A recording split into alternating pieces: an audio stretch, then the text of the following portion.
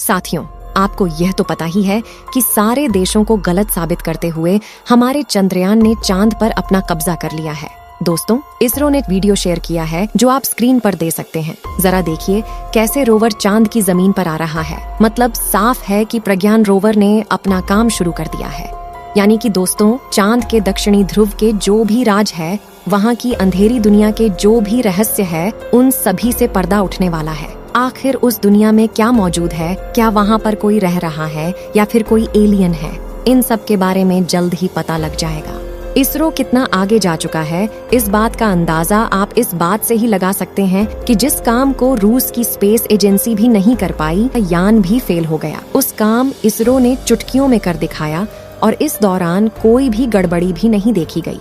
लेकिन हमारे वैज्ञानिक अभी भी अपने काम में लगे हुए हैं, क्योंकि अब से 14 दिन के लिए रोवर चांद पर इधर उधर घूमकर वहां के डेटा सैंपल को कलेक्ट करेगा। क्योंकि दोस्तों, 14 दिन के बाद चांद पर रात हो जाएगी और इस दौरान रोवर की बैटरी धीरे धीरे डिस्चार्ज हो जाएगी।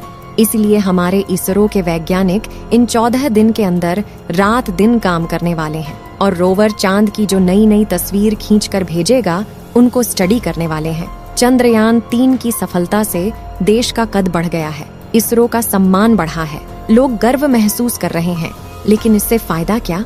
ये तो सिर्फ फीलिंग वाली बात हो गई। इस सफलता से देश, इसरो और आम लोगों को क्या फायदा होगा? ये सवाल आम जनता के मन में बहुत आ रहा है। तो चलिए साथियों, इसके बारे में आपको विस्तार से समझते हैं। आपको बता दें कि इस मिशन से इसरो ने वो काम कर दिया है जिस काम को करने में रूस भी फेल हो गया है। वहीं अगर हम नासा की बात करें तो उसने भी पिछले 50 सालों से चांद के साउथ पोल पर जाने का सोचा ही नहीं है। ऐसे में दोस्तों, भारत की स्पेस एजेंसी इसरो ने अपनी हिम्मत दिखाते हुए यह काम किया है और वह भी सफलतापूर्वक कम बजट में। ऐसे में दोस्तों, दूसरे देशों का यकीन भारत पर और ज्यादा बढ़ गया है। अब दूसरे देशों की स्पेस एजेंसी अपने सैटेलाइट को इसरो के द्वारा लॉन्च करवाएंगे। साथ ही इसरो को और ज्यादा प्रोजेक्ट मिलने वाले हैं। दोस्तों, ये तो आप जानते ही हैं कि हमारा चंद्रयान 2 अपनी मंजिल के बहुत करीब पहुंच गया था, लेकिन किसी गड़बड़ी की वजह से वो फेल हो गया। लेकिन इसके बाद इसरो ने अपना चंद्रयान 3 लॉन्च किया, जो बिना किसी रुकावट के साथ सफलतापूर्वक चांद पर लैंड कर गया। ये जीत कितनी बड़ी है हमारे लिए, आप इस बात का अंदाजा ऐसे लगा सकते हैं कि दुनिया भर की तमाम स्पेस एजेंसियों ने चांद के साउथ पोल पर जाने की कोशिश की है, लेकिन सभी नाकाम हुई हैं। और चंद्रयान 3 की सफलता से भारत दुनिया में वह चौथा देश बन चुका है। ऐसे में यह भारत के लिए बहुत ही ऐतिहासिक पल है। अब आपके मन में यह सवाल जरूर उठ रहा है कि चांद पर नासा और अन्य देश तो पहले ही जा चुके हैं, लेकिन इसरो ने नया क्या कर दिखाया? तो मैं आपको बता दूं कि आज तक जितने भी देश चांद पर गए हैं, उनमें से कोई भी देश अपना अंतरिक्ष यान सफलतापूर्वक चांद के दक्षिणी ध्रुव पर नए उतर पाया है।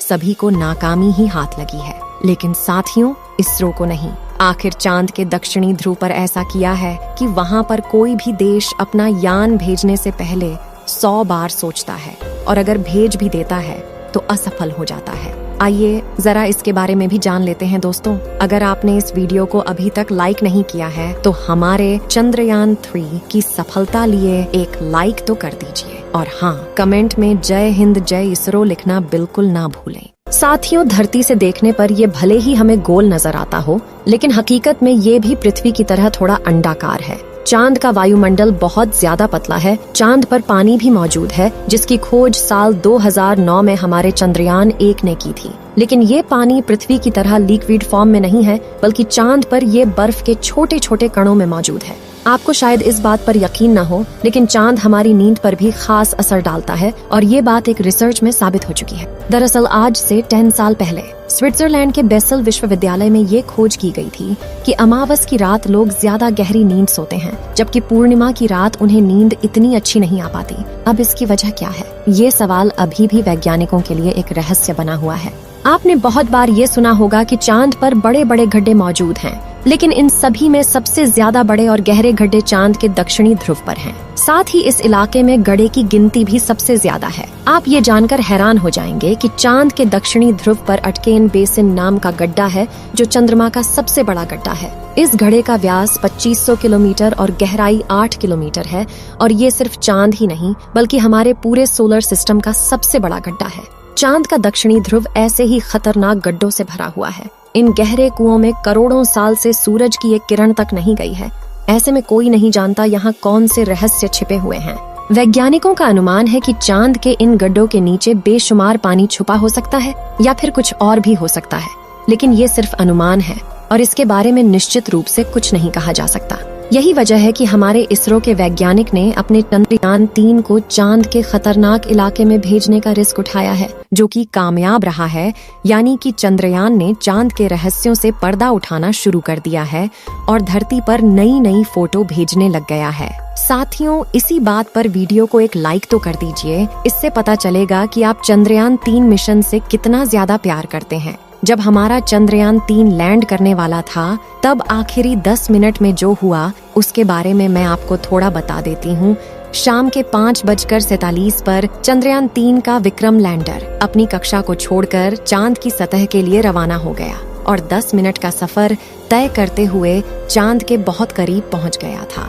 वैज्ञानिकों ने बताया था कि जब विक्रम चांद पर लैंड करने के बहुत करीब था, तब एक तरफ ज्यादा थ्रस्ट निकलने की वजह से यह थोड़ा झुक गया था और कुछ सेकंड के लिए सभी की धड़कनें बढ़ गई थीं, क्योंकि साथियों, अगर यह थोड़ा और ज्यादा झुक जाता तो विक्रम लैंडर के साथ बड़ा हादसा भी हो सकता था। मतलब कि यह पलटकर चांद की सतह पर गिर भी सकता था। हालांकि दोस्तों, ऐसा कुछ भी नहीं हुआ।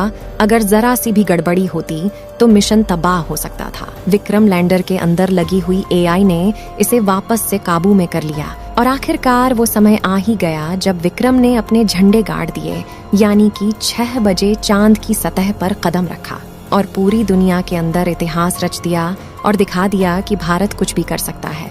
और इस तरह हमारे चंद्रयान ने कई दिनों के लंबे सफर के बाद भारत का तिरंगा चांद पर लहरा दिया और हमारे इसरो के वैज्ञानिकों की कड़ी मेहनत रंग लाई। इस दौरान वैज्ञानिकों की आंखों बहुत सारे आंसू थे, लेकिन ये खुशी के आंसू थे।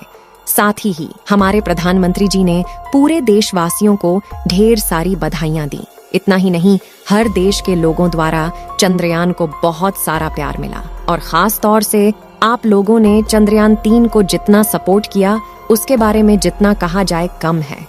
साथियों, इसी बात पर आप कमेंट करके बताइए कि भारत और कौन कौन से इतिहास जल्द ही रचने वाला है। आपको बता दें कि इसरो अपना अगला मिशन आदित्य L1 जल्दी लॉन्च करने वाला है, जिसके बारे में हम आपके संपूर्ण जानकारी जल्द ही देने वाले हैं।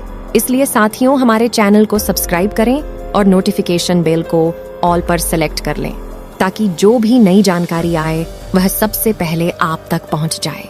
वीडियो में अंत तक बने रहने के लिए आपका बहुत बहुत शुक्रिया।